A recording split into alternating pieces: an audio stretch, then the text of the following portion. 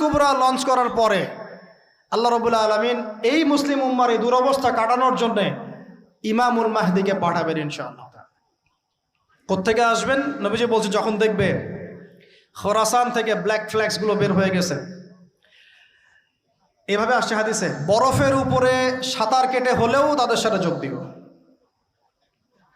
ওই সময় ওয়ার্ল্ডের অবস্থা কেমন থাকবে আমরা জানি না, হাদিসে এভাবে আছে। নবীজি বলেছেন খোরাসান থেকে যে মুজাহিদিনরা বের হবেন তাদেরকে কোনো বাহিনী পরাস্ত করতে পারবে না, এমনকি তারা জেরুজালেম পর্যন্ত পৌঁছে ওটাকে জয় করবে। হাদিস আসছে, কিছু করার নেই। হাদিস সহিহ না জয়ীফ না জাল, ওলামায়ে কেরামকে জিজ্ঞাসা করে নিন, এটা হাদিসে আছে, কিছু করার নেই। পৃথিবীর ভবিষ্যৎ লেখা হয়ে গেছে। ইমামুল মাহদি এখান থেকে মদিনা থেকে তিনি পালিয়ে চলে আসবেন মক্কায়। তিনি নেতৃত্ব নিতে চাইবেন না, মানুষ জোর করে তাকে নেতৃত্ব দিবে। হাজার আসওয়াদ এবং মাকাম ইব্রাহিমের মাঝখানে তার হাতে বায়াত নেওয়া হবে। কতজন বায়াত নেবেন? 313 জন।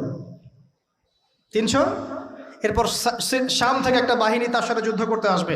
আল্লাহ পাক তাদেরকে মক্কা মদিনার মাঝখানে বাইদ নামক জায়গায় ধসিয়ে দিন, ধসে যাবে, সব আসতে পারবে না। তারপরে বনু কালব নামে একটা গোত্র থাকবে আরবে, ওই কালবের সাথে ইমাম মাহদি যুদ্ধ হবে, ইমাম মাহদি জয়লাভ করবেন ইনশাআল্লাহ। তারপরে তিনি সারা ওয়ার্ল্ডটাকে আবার রুল করা শুরু করবেন। হাদিসে আসছে তিনি গুনে গুনে গনিমতের মাল দিবেন না, মুষ্টি ভরে ভরে মুসলমানদেরকে দান করবেন ইনশাআল্লাহ। তারপরে বের হবে মাসিহুদ দাজ্জাল মানুষের রূপে, ওই যে 4টা জায়গার কথা বললাম, সে বের হবে ইত্যাদি ইত্যাদি। এবার সে মানুষের রূপ ধরে আমাদের সমাজে প্রবেশ করবে এবং তার অনুসারীদেরকে নিয়ে ম্যাসাকার করা শুরু করবে। কিন্তু মুসলিমদের মধ্যে একটা বাহিনী শেষ পর্যন্ত তার সাথে যুদ্ধ করতে থাকবে।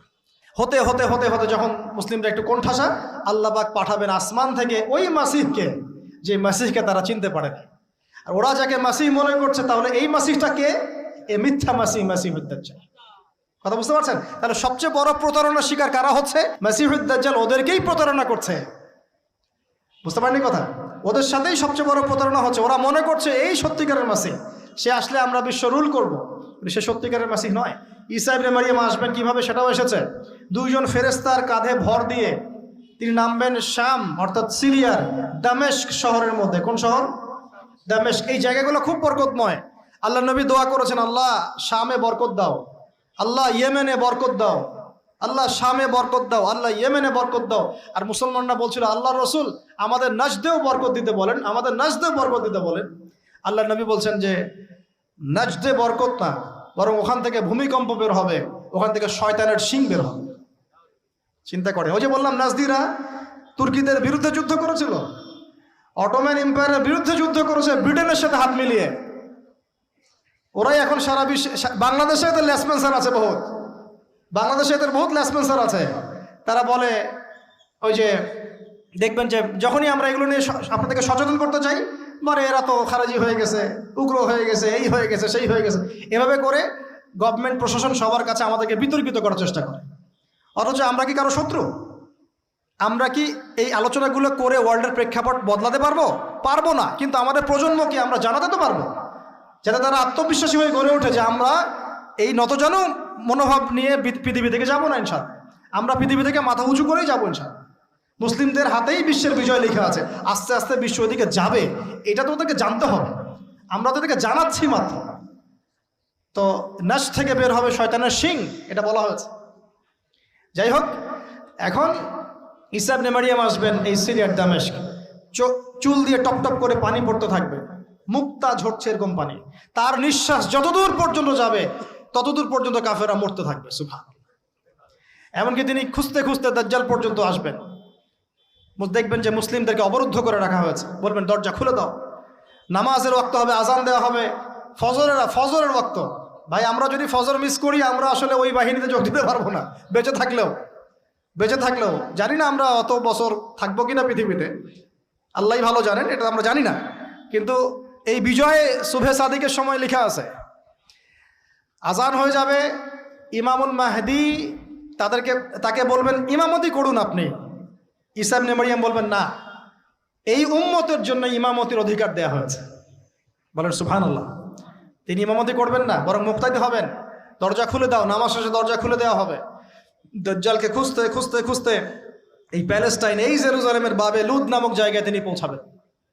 সেখানে দেখবেন মাসিহুদ দাজ্জাল আছে। দাজ্জাল তাকে দেখার সাথে সাথেই লবণের মতো গলতে শুরু করবে। সেখানে তিনি তাকে হত্যা করবেন। তারপরে সেখান থেকে তিনি ইসলামী খেলাফা রিস্টোর করবেন, উর্বর হবে মাটি, সবুজ শ্যামল, বৃষ্টিপাত বেশি হবে, এগুলো হতে থাকবে। এর মাঝখানে আবার ইয়াজুজ মাজুজ বের হবে। ইয়াজুজ মাজুজ বের হওয়ার পরে পৃথিবী ম্যাসাকার করবে। তারা এমনভাবে পৃথিবীতে ম্যাসাকার করবে যে ঈসা আলাইহিস সালাম এবং তার অনুসারীরা তুর পাহাড়ে গিয়ে লুকাবেন, আত্মগোপন করবেন, এবং তাবারিয়া হ্রদের পানি তারা খেয়ে ফেলবে। পরের দল এসে বলবে কোনো এক সময় মনে হয় এখানে পানি ছিল, মানে পানি সব খেয়ে সাবার করে ফেলবে। আর বুঝতে পারছেন? ঈসা আলাইহিস সালাম দোয়া করবেন, আল্লাহ এই আযাব থেকে আমাদেরকে তুমি বাঁচাও। আল্লাহ পাক তখন তাদের ঘাড়ের মধ্যে একটা ভাইরাস দিয়ে দিবেন, ভাইরাস, পোকা ভাইরাস। এক ভাইরাসের সব ইয়াজুজ আর মাজুজ শেষ। এরপরে পৃথিবীতে বৃষ্টি বর্ষণ শুরু হবে। আল্লাহ পাক কোথা থেকে জানি পাখি পাঠাবেন, ওই যে আবাবিল পাখি পাঠিয়েছিলেন না, এরকম কোথা থেকে পাখি পাঠাবেন বড় বড় নখওয়ালা। এরা ওদের দেহগুলো উঠাবে, মহাবিশ্বের কোথাও গিয়ে ফেলে দিবে, জানি না আমরা কোথায় ফেলবো। এগুলো রূপকথা মনে হচ্ছে না অনেকের কাছে? এগুলো সত্য, হাদিসে আসছে, একটা একটা শব্দ সত্য। এরপর 40 বছর এভাবে চলে যাবে, ঈসা আলাইহিস সালাম ইন্তেকাল হবে। তারপরে হাদিসে আসছে মানুষ আবারও খারাপ হওয়া শুরু করবে। এত খারাপ হবে, এত জঘন্য হবে যে আল্লাহ শব্দটা বলার মতো একটা মানুষ আর পৃথিবীতে থাকবে না। একটা মিষ্টি মৃদু একটা বাতাস আসবে, এই বাতাস মুমিনদের বগলের নিচ দিয়ে প্রবাহিত হবে, এবং যার অন্তরে এক সরিষা দানা পরিমাণ ঈমান আছে, ওই বাতাসে তার জান কবজ হয়ে যাবে। বাকি থাকবে সব এই যে গরু, ছাগল, হাঁস মুরগির মতো মানুষ, গবাদি পশু। আল্লাহ বলার মতো মানুষ নাই, রাস্তা মোড়ে মোড়ে জেনা করবে। এটা আরো অনেক পরের কথা, অনেক পরের কথা। আমরা ওই যুগ দেখতেও চাই না, বাঁচতেও চাই না ওই যুগে, তাই না ভাই? আল্লাহ পাক বলছেন এরপরে, আল্লাহ রাসূল সাল্লাল্লাহু আলাইহি ওয়াসাল্লাম বলছেন এরপরে একদিন সকালে হঠাৎ করে দেখবে কেনা বেচা করতে করতে, কথা বলতে বলতে, পানি পান করতে করতে, খাবার খেতে খেতে এই যে পশ্চিম দিক থেকে সূর্য উঠে গেছে। তার মানে কি ওই দিন কিয়ামত হয়ে যাবে, এবং এটা এত ফাস্ট হবে, এত দ্রুত হবে। আল্লাহ রাসূল সাল্লাল্লাহু আলাইহি ওয়াসাল্লাম বলেছেন যে কেউ বাসায় ফিরে যাবে, আহাল পরিবারের সাথে একটা দেখা করবে, এই সুযোগ পাবে না। একদম ইনস্ট্যান্ট ডেট। একটা বজ্রনীনাদ, প্রচণ্ড মানে শব্দ, এটাতে বিকট একটা শব্দে পুরো মহাবিশ্ব তোলপাড় সৃষ্টি হয়ে যাবে, একদম শেষ। এই হলো সিঙ্গার প্রথম ফুক, শেষ, সব ডেট। এই যে আমাদের এত বাহাদুরি, এত কিছু সব শেষ, মানে পৃথিবী আস্তে আস্তে ওর শেষের দিকে যাচ্ছে। এগুলো ভাই বিশ্বাস করেন, পৃথিবীর সমস্ত সংগঠন, জালেম, কাফের, ফাসেক, মুশরিক, মুনাফিক যা আছে পৃথিবীতে, একত্রিত হয়েও এই সত্যটাকে কেউ টলাতে পারবে না। আমরা সারা মুসলমানরা মিলেও যদি এই সত্যটাকে টলাতে চাই, পারবো না। মানে আস্তে আস্তে আলটিমেট গোল এটাই পৃথিবীর। এরপরে কিয়ামত, তারপরে তো আপনারা জানেন কি হচ্ছে, ফামান ইয়া'মাল মিসকালা যাররাতিন খায়রান ইয়ারাহ, এক চুল পরিমাণ যদি ভালো কাজ কেউ করে থাকে তাকে সেটা দেখানো হবে। ওয়া মান ইয়া'মাল মিসকালা যাররাতিন শাররান ইয়ারাহ, এক চুল পরিমাণ খারাপ কাজ আমরা কেউ করে থাকলে দেখানো হবে। তবে যারা লা ইলাহা ইল্লাল্লাহ এই তাওহীদের উপর থাকবে, যত বড় গুনাহ করুক না কেন আল্লাহ মাফ করে দেবে ইনশাআল্লাহ, ইনশাআল্লাহ। কারণ আমাদের জন্য নবী সাল্লাল্লাহু আলাইহি ওয়াসাল্লাম সুপারিশ করবেন। তাই বলে কি আমরা গুনাহ করতে থাকবো এখন? এটা নবী সাল্লাল্লাহু আলাইহি ওয়াসাল্লামের শান, তার মর্যাদা। আল্লাহ রাসূল সাল্লাল্লাহু আলাইহি ওয়াসাল্লাম এই কথা বলে গিয়েছেন যে কবিরা গুনাহগার মুসলমানদের জন্য আমি সুপারিশ করব। তাওহীদের উপর যারা থাকবে ইনশাআল্লাহ জান্নাত, শিরকে থাকলে, কুফরিতে থাকলে জাহান্নাম ছাড়া কোনো গতি নাই। এ হলো পৃথিবীর শেষ। আমরা তো জান্নাতে যেতে চাই কি চাই না ভাই? তাহলে এখন আমরা জানি যে এই অবস্থা কেন হচ্ছে। যখন মানুষের অস্ত্র ধরার সুযোগ থাকে না, তখন তার অস্ত্রই হচ্ছে অস্ত্র। অস্ত্র কি? মানে চোখের পানি, এটাই আপনার অস্ত্র। ইমাম শাফিঈ রাহিমাহুল্লাহ বলতেন যে তাহাজ্জুদের ওয়াক্ত, মানে যখন শেষ রাত চলে আসে, তাহাজ্জুদের ওয়াক্তে যে দোয়াগুলো করা হয়, এগুলো এমন এমন তীর বা এমন অস্ত্র যেটা কখনো ব্যর্থ হয় না। Here's a look at my week on Facebook gaming. Monday morning, I play puzzle games. On Tuesday, I choose racing games. Friday evening, I use groups to see what my friends want to play. Play the games you want and share with friends on Facebook gaming.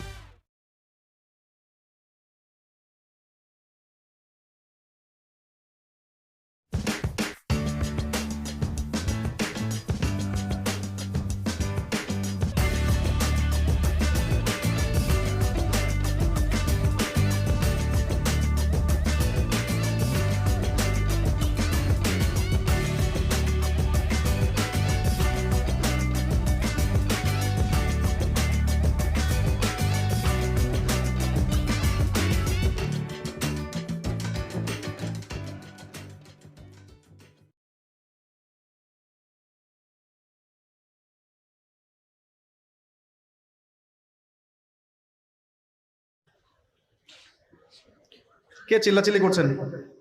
পুরো আলোচনায় একবারও ঠিক বলার দরকার নাই, কারণ আপনি ঠিক বললেও যেটা ঠিক সেটা ঠিকই, আর যেটা আপনি ঠিক বলবেন না, কোরআন সুন্নাহ যদি ঠিক না বলে এটা ঠিক না। তো এই ঠিক বেঠিকের দরকার নাই। কারণ হচ্ছে আমরা যদি এই আয়োজনটা মসজিদে করতাম, আপনারা কি মসজিদে এরকম শোরগোল করতেন? কথা বুঝেন, যদি আমরা এই আয়োজনটা মসজিদের মধ্যে করতাম, আপনারা কি মসজিদেও শোরগোল করতেন, হট্টগোল করতেন? যদি করতেন তাহলে সেটা হতো কিয়ামতের আলামত। কারণ নবী সাল্লাল্লাহু আলাইহি ওয়াসাল্লাম বলেছেন কিয়ামতের আগে আগে মসজিদগুলো হবে চাকচিক্যময় এবং মসজিদ থেকে হেদায়েত উঠে যাবে, মসজিদ থেকে হেদায়েত উঠে যাবে। এমন হাদিস এসেছে যে মানুষ জামাতে নামাজ পড়বে কিন্তু মুসল্লিদের মাঝে একজন প্রকৃত ইমানদার খুঁজে পাওয়া যাবে না। তা আপনাদের কি মনে হয় সেই যুগটা আসতে বাকি আছে অনেক? তো মসজিদে যদি শোরগোল হট্টগোল করা হয়, এটা হচ্ছে একটা কিয়ামতের সাইন, যে কিয়ামতের আগে আগে মসজিদের শোরগোল হট্টগোল বেড়ে যাবে। আপনারা কি এটা চান? তো আমরা যদি এই আয়োজনটা মসজিদে করতাম, আপনারা কি চিল্লাচিল্লি করতেন, হট্টগোল করতেন? মনে করেন এখন আমরা একটা মাঠেই বসে আছি, কিন্তু এই মাঠে কোরআন এবং সুন্নাহর কথা হচ্ছে, আমরা কি হট্টগোল করব, শোরগোল করব? আল্লাহ পাক আমাদের সবাইকে কোরআন এবং হাদিসের সামনে আত্মসমর্পণ করার তৌফিক দান করুন। আজকে 5 ওয়াক্ত নামাজ কারা কারা পড়েছেন হাত তোলেন দেখি। মাশাআল্লাহ, হাত নামান। আজকে সারাদিনে সূরা কাহাফ পড়েছেন কতজন? ঠিক আছে, অনেস্টির সাথেই বলেন। মাশাআল্লাহ। জুমার দিনে সূরা কাহাফ তিলাওয়াত করতে হয়, এটা কি আপনাদেরকে কেউ বলেছে না বলে নাই? এটা কি জানা আছে না জানা নাই? জানা আছে? আচ্ছা, কেন প্রত্যেক জুমায় সূরা কাহাফ তিলাওয়াত করতে হবে, কেন? নবী সাল্লাল্লাহু আলাইহি ওয়াসাল্লাম বলেছেন, একটু মনোযোগের সাথে শুনতে হবে আর মনোযোগটা ধরে রাখার চেষ্টা করেন। 1 ঘন্টা 1.5 ঘন্টার ব্যাপার, আর আমি জানি এটা এমন যুগ যে যুগে মানুষ 10 মিনিট মনোযোগ ধরে রাখতে পারে না। এর কারণ কি জানেন? এর কারণ হচ্ছে স্মার্টফোন। এর কারণ কি? যে যত বেশি স্মার্টফোনে এডিক্টেড, তার মনোযোগ ধরে রাখার ক্ষমতা তত কম। আমরা এখন মনোযোগ ধরে রাখতে পারি না, এটা একটা অন্যতম কারণ। তো প্রত্যেক জুমায় নবী সাল্লাল্লাহু আলাইহি ওয়াসাল্লাম সূরাতুল কাহাফ তেলাওয়াত করতে আমাদেরকে উৎসাহিত করছেন। এর পিছনের কারণ হচ্ছে নবী সাল্লাল্লাহু আলাইহি ওয়াসাল্লাম বলেছেন, সূরাতুল কাহাফ যে ব্যক্তি জুমার দিন তেলাওয়াত করবে, এক জুমা থেকে আরেক জুমা পর্যন্ত তার যে জীবন, এই যে হায়াতটা, আল্লাহ পাক এটাকে নূর বা আলো দিয়ে ভরে দিবেন। আলোর কেন দরকার হয়? আলোর দরকার হয় কেন? অন্ধকার থেকে নিজেকে বাঁচানো বা অন্ধকারে পথ দেখা, পথ খুঁজে পাওয়া, এই জন্য তো আলোর প্রয়োজন হয় নাকি? তাহলে আপনার জীবনটাকে আলো দ্বারা ভরে দেওয়া হবে। অর্থাৎ আমরা যে পৃথিবীর জীবনে বসবাস করছি, চারপাশে অনেক অন্ধকার আছে কি নাই? এই অন্ধকারগুলো কাটিয়ে উঠতে আপনাকে সূরাতুল কাহাফ কাজে দিবে ইনশাআল্লাহ। তো নূর দিয়ে ভরে দেওয়ার অর্থ হচ্ছে আপনার জীবনটাকে আল্লাহ পাক ঈমানের নূর দিয়ে ভরে দিবেন ইনশাআল্লাহ। তো সূরা কাহাফের গুরুত্ব আছে না? আচ্ছা, 2, নবী সাল্লাল্লাহু আলাইহি ওয়াসাল্লাম বলেছেন যে সূরাতুল কাহাফ যে ব্যক্তি জুমার দিনে পড়বে এবং এর কমপক্ষে প্রথম 10টা আয়াত মুখস্থ করবে, তার জীবদ্দশায় যদি মাসিহুদ দাজ্জাল বের হয়, এই দাজ্জাল সেই ব্যক্তির কোনো ক্ষতি করতে পারবে না। খুশি হন নাই? একটু বোঝাই আপনাকে যে এই পৃথিবীতে এখন যতগুলো সমস্যা আছে বা যতগুলো ফিতনা আছে, এগুলোকে যদি একত্রিত করি তবুও দাজ্জালের সমান হবে না। নবী সাল্লাল্লাহু আলাইহি ওয়াসাল্লাম বলেছেন, পৃথিবীতে আদম আলাইহিস সালামকে সৃষ্টি করার পর থেকে কিয়ামত পর্যন্ত মাসিহুদ দাজ্জালের মতো ভয়ঙ্কর কোনো ফিতনা আসে নাই, আসবেও না। আল্লাহর এমন কোনো নবী নেই যেই নবী তার কওমকে দাজ্জাল সম্পর্কে সতর্ক করেন নাই। এমনকি নূহ আলাইহিস সালাম পর্যন্ত তার কওমকে দাজ্জাল সম্পর্কে সতর্ক করেছেন। আর আমি মুহাম্মদ সাল্লাল্লাহু আলাইহি ওয়াসাল্লাম তোমাদেরকে একটা বাক্য বেশি বলছি যা অন্য নবীগণ বলেন নাই, সেটা হলো মসিহুদ দাজ্জাল এক চোখে অন্ধ হবে, তোমাদের রব আল্লাহ তিনি অন্ধ নন। যে ব্যক্তি জুমার দিনে সূরা কাহাফ তেলাওয়াত করবে এবং সূরা কাহাফের প্রথম 10টা আয়াত কমপক্ষে মুখস্থ করে রাখবে, এর হক আদায় করবে, তার জীবদ্দশায় যদি দাজ্জাল বের হয়, দাজ্জাল তার কোনো ক্ষতি করতে পারবে না। পৃথিবীতে যত ফিতনা আর ফাসাদ এখন দেখছেন, শিরকের ফিতনা, বেহায়াপনা, বেপর্দা, রিবা বা সুদ, মাদক, দুর্নীতি, জুলুম, নির্যাতন, চুরি, ডাকাতি, যত কিছু, সবকিছুকে একত্রিত করলেও দাজ্জালের সমান হবে না। তাহলে আমরা কি এই ফিতনাগুলো থেকে বেঁচে থাকতে পারছি? আপনি কি পর্নোগ্রাফির ফিতনা থেকে মুক্ত? আপনি কি ইন্টারনেট জগতের এই নোংরামি ফিতনাগুলো থেকে মুক্ত? আমি কি মুক্ত? আমি নিজেও মুক্ত না। আপনার সামনে ভালো সাজারও আমার কোনো দরকার নাই। আমরা যারা ইন্টারনেটে ঢুকেছি একবার দুইবারও জীবনে কখনো, তারা কেউই চোখের পাপ থেকে বাঁচতে পারে নাই। তাহলে ভালো সাজার তো প্রয়োজন নাই, আল্লাহর কাছে ইস্তেগফার করার দরকার, আল্লাহ মাফ করে দেন। তা আমরা কি এই যুগে ইন্টারনেটের এই নোংরামি বেহায়াপনাগুলো থেকে মুক্ত থাকতে পারছি? না। আমরা কি এই যুগের সুদভিত্তিক অর্থনীতি থেকে মুক্ত থাকতে পারছি? আমাদের যুব সমাজ কি এই যে টিকটক বলেন, পাবজি বলেন, ফ্রি ফায়ার বলেন, মাদক বলেন, কিশোর গ্যাং বলেন, এগুলোর ফিতনা থেকে তারা কি মুক্ত? আমাদের মেয়েরা কি ফেমিনিস্ট রেভলিউশনের ফিতনা থেকে মুক্ত? আমাদের মেয়েরা কি বেপরদামির ফিতনা থেকে মুক্ত? যুবক যুবতীরা কি হারাম অ্যাফেয়ার্সের ফিতনা থেকে মুক্ত? পরিবারগুলো কি পারিবারিক কলহ থেকে মুক্ত? আমাদের সন্তানরা কি ফিতনা থেকে মুক্ত? আমাদের প্রত্যেকটা খাবার কি বিশুদ্ধ, পরিশুদ্ধ না করাপ্টেড? আমাদের বিশ্বের পুরো পলিটিক্যাল সিস্টেমটা কি আল্লাহ পাকের আইন দ্বারা চলছে? আমাদের পুরো মুসলিম উম্মার প্রত্যেকটা জাতি আজকে কি কুফফারদের নির্যাতনের ফিতনা থেকে মুক্ত? তো আমরা যদি এই ফিতনাগুলো থেকে মুক্ত হতে না পারি, কিভাবে দাজ্জালের ফিতনা থেকে আমরা বাঁচতে পারি? আমি কি বোঝাতে পারছি দাজ্জালের ফিতনা কত বড়? বুঝতে পারছেন? সে যখন বের হবে তখন সে সারা বিশ্বকে শাসন করবে 40 দিন। কতদিন?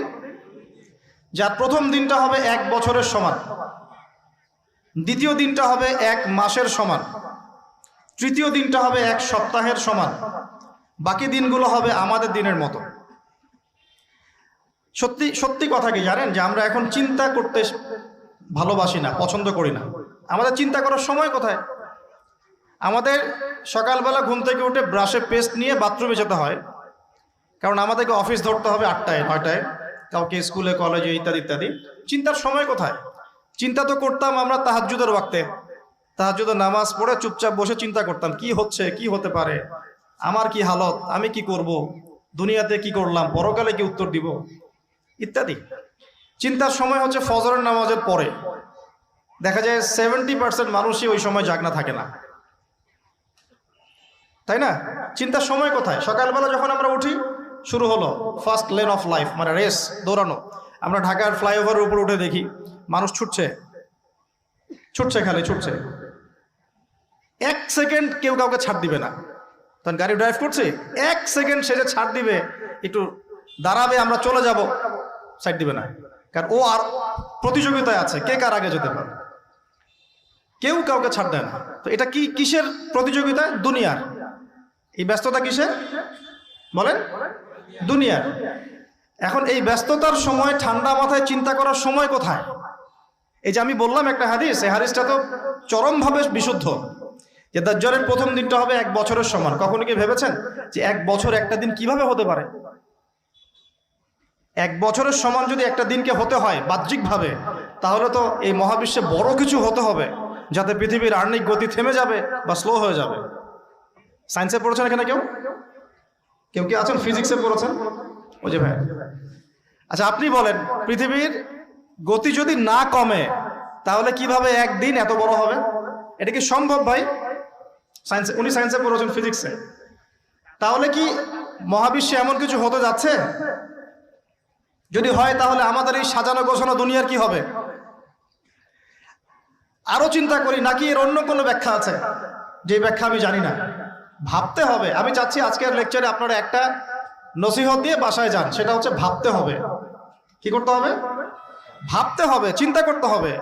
একটু থামেন, এই যে ব্যস্ততার যুগে আপনি ঢুকে গেছি আমরা, সকাল থেকে শুরু করে রাত পর্যন্ত একটাই ফিকির, একটাই চিন্তা, টাকা পয়সা, বাড়ি গাড়ি, স্ত্রী সন্তান, বউ বাচ্চা, আমার ক্যারিয়ার, আমার রিজিক, এই তো। একটু এর মাঝে সময় নেন, আল্লাহকে সময় দেন, নিজের অতীতের পাপগুলোকে নিয়ে ভাবেন। কত বছর আমরা পৃথিবীতে থাকতে পারি? হাইয়েস্ট কত বছর? 100 বছর হাইয়েস্ট। ভাবেন তারপরে কি হবে, আমার পরে আমি কোন প্রজন্ম রেখে যাচ্ছি, ওরা কি আদৌ আমার জন্য রব্বির হামহুমা কামা রব্বায়ানি সগীরা পড়তে পারবে? আমি কি ওকে শিক্ষিত করলাম? আলিফ বাও তো চিনে না আমার ছেলেটা, আমার ছেলে আলিফ বাই চিনে না। এই জেনারেশনের একটা জেনারেশন ছিল, আমাদের আগের জেনারেশন, মাশাআল্লাহ। তখন কি হতো, প্রত্যেকটা গ্রামে গ্রামে, শহরে শহরে, স্কুলে কলেজে, বিভিন্ন জায়গায় বাধ্যতামূলক আপনি আরবি পড়তেন। এখন বিশ্বাস করেন তো, আপনি তো বিশ্বাস করেনই, আমি জানি। বিশ্বাস করেন কি যে আপনি এখন আরবি থেকে অনেক দূরে সরে গেছেন? আপনি এই যে পড়াশোনা করেছেন, ওই যে ভাই হাত তুললেন ফিজিক্সে, মিনিমাম 20 বছর, তা আপনি 20 বছরে 20টা সূরা শিখেছেন কি? আমরা আমাদের পরের জেনারেশনকে কোন হালতে রেখে যাচ্ছি, এগুলো কি ভাবতে হবে না, হবে না? আলী ইবনে আবি তালেবের একটা কথা বলি, তাহলে আপনি বুঝবেন। আলী ইবনে আবি তালেবের নাম কি শুনেছেন আপনি? শোনা উচিত ছিল। তারা আপনার আইডল। মেসি নেইমার আপনার আইডল নয়। মেসি নেইমার সৌদি আরবের আইডল। কিসের আইডল? আমাদের আইডল নয়। আমাদের আইডল হচ্ছে মুহাম্মদ সাল্লাল্লাহু আলাইহি ওয়াসাল্লাম, সাহাবায়ে কেরাম, তাবেঈন, ইমামগণ, মুজতাহিদ কেরাম, মুজাহিদিন। আলী ইবনে আবি তালেব বলতেন যে মানুষ যখন দুনিয়ায় চলাফেরা করে তখন মনে হয় সে ছাড়া দুনিয়াতে আর কিছুই নাই, আর সে এমনভাবে দুনিয়া থেকে চলে যায় মনে হয় সে কখনো দুনিয়ায় ছিলই না। দুটো কথা ভাবেন, ভাবতে হবে। আজকের লেসনটা কি? ভাবতে হবে। তিনি বলছেন মানুষ এমনভাবে দুনিয়ায় চলাফেরা করে মনে হয় সে ছাড়া দুনিয়াতে আর কিচ্ছু নাই। আমাদের চলাফেরা এমন না? দেখেন প্রত্যেকটা অঙ্গনেই, পলিটিক্যাল অঙ্গন, ইকোনমিক অঙ্গন, ধর্মীয় অঙ্গন। পলিটিক্যাল অঙ্গনে একজন নেতার চলাফেরা দেখলে মনে হচ্ছে সে ছাড়া কিছুই নাই দুনিয়াতে। যারা অর্থনৈতিক জীবনে নেতৃত্ব দিচ্ছেন তাদের কাছে মনে হচ্ছে আমরা ছাড়া দুনিয়ার ইকোনমির আর মধ্যে আর কিছুই নাই। আমরা যারা ধর্মতাত্ত্বিকভাবে চলাফেরা করি মনে হয় যে এই হুজুর ছাড়া আর কিছুই নাই দুনিয়াতে। আমার চেয়ে বড় শায়েখ আর কে আছে, আমার চেয়ে বড় আর আলেম আর মুফাসসির কে আছে? সমস্যা সবার ভিতরে। শুধু এক শ্রেণীর মানুষকে আপনি টার্গেট করে আঘাত করে কথা বলা যাবে না।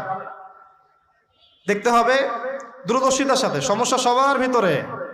এখন দেখেন আমরা দুনিয়াতে চলছি, মনে হচ্ছে যে আমরা ছাড়া আর কিছুই নাই মনে হয়, কিন্তু মানুষ দুনিয়া থেকে চলে গেছে। প্রায় মিলিয়ন, বিলিয়ন, ট্রিলিয়ন মানুষ এখন দুনিয়া থেকে চলে গেছে সূচনা থেকে এই পর্যন্ত। তাদের কোনো খবর আছে? কাদের খবর আছে? যারা এই দুনিয়াতে থাকাকালীন এমন কিছু করে গিয়েছিল যার ফলশ্রুতিতে আল্লাহ পাক তাদেরকে চিরস্মরণীয় করে রেখেছে। আমরা কি আবু বকর সিদ্দিকের নাম শুনে নেই? তার কৃতিত্ব মর্যাদা কি কমে গেছে না বেড়েছে? উমর ইবনুল খাত্তাবের নাম শুনি নাই? পৃথিবীর শেষ পর্যন্ত তার মর্যাদা কি কমে যাবে? উসমান বিন আফফানের নাম শুনেছেন? তার কথা কি আমরা আলোচনা করি না সম্মানের সাথে? আলী রাদিয়াল্লাহু আনহুর কথা বললাম, তার কথা কি আমরা সম্মানের সাথে আলোচনা করি না? করি। তার মানে আমরা আমাদের কীর্তি দিয়ে, ভালো কিছু কাজ দিয়ে এই দুনিয়াতেও অমর থাকতে পারি, আল্লাহর কাছেও সম্মান পেতে পারি। এটাই কি আমাদের জীবনের উদ্দেশ্য হওয়া উচিত না? ভাবতে হবে কিনা? আল্লাহ পাক আমাদেরকে তৌফিক দান করুন। যে পয়েন্ট থেকে আসলাম, কিভাবে সম্ভব বলেন তো একটা দিন এত লম্বা হওয়া? ভাববেন আপনারা। পরের দিন 1 মাসের সমান, তারপরের দিন 1 সপ্তাহ, তারপরের দিন আমাদের মতো। এভাবে কে বিশ্ব শাসন করবে বলেন? দাজ্জাল শব্দের অর্থ হচ্ছে মহামিথ্যাবাদী। কি নাম? মানে যার মিথ্যার উপরে পিএইচডি আছে, মিথ্যার উপরে। আর মাসিহুদ দাজ্জাল সবচেয়ে বড় মিথ্যাবাদী। দাজ্জাল মানে মহা প্রতারক, যে আপনাকে এমন ভাবে প্রতারিত করতে পারে যার খবর হদিস আপনি পাবেন। আমরা আস্তে আস্তে আসতেছি দাজ্জাল এবং তার সাথে বর্তমান সভ্যতার কি সম্পর্ক, এবং সামনে কিভাবে সে বিশ্বটাকে শাসন করতে পারে। সে বিশ্বকে শাসন করবে। এখন আমাকে বলেন, আমার দিকে তাকান, আমাকে বলেন, একজন ব্যক্তি যদি বিশ্বকে শাসন করতে চায় তার অনুসারী লাগবে কি লাগবে না? একা একা একজন ব্যক্তি বিশ্ব শাসন করতে পারে? ও আচ্ছা, দাজ্জাল কি মানুষ না জিন নাকি? দাজ্জাল কে? এটা ফেরেশতা নাকি জিন না মানুষ? কি এটাও একটা প্রশ্নের বিষয়। কিভাবে দেখুন, আল্লাহ নবী সাল্লাল্লাহু আলাইহি ওয়াসাল্লাম বলছেন নূহ আলাইহিস সালামের সময়ও নূহ আলাইহিস সালাম তার কওমকে দাজ্জাল সম্পর্কে সতর্ক করেছেন। তার মানে পৃথিবীর সূচনা থেকে সে পৃথিবীতে ছিল এবং সে বের হবে শেষ জামানায়, এবং বের হয়ে সে তার অনুসারীদেরকে নিয়ে বিশ্বটাকে শাসন করবে। তার মানে অনেক লম্বা একটা হায়াত সে পেয়েছে। কোন জাতি এত লম্বা হায়াত পায় বলেন তো? কোন জাতি মানব জাতিকে এত লম্বা হায়াত পায়? এই একটা মিস্টেরিয়াস ক্যারেক্টার দাজ্জাল। সে কি? তারপরে দেখুন, নবী সাল্লাল্লাহু আলাইহি ওয়াসাল্লাম একটা হাদিসের মধ্যে বলেছেন যে তাকে ওই তামিম দারির ওই দ্বীপে বন্দী করে রাখা হয়েছে। আপনারা হাদিসটা জানেন? অনেকে জানেন। দ্বীপে বন্দী থাকা অবস্থায় তাকে সাহাবীরা দেখেছেন অনেক বিশাল আকৃতিতে, ঠিক আছে? এবং সাহাবীদেরকে সে প্রশ্ন করছিল, তামিম দারিকে প্রশ্ন করছিল যে বাইসানের খেজুর বাগানে খেজুর কি ধরে? বলে হ্যাঁ ধরে। সে বলছে অচিরেই আর ধরবে না। তারপরে বলছে তাবারিয়া হ্রদে কি পানি আছে? সাহাবীরা বলছেন আছে।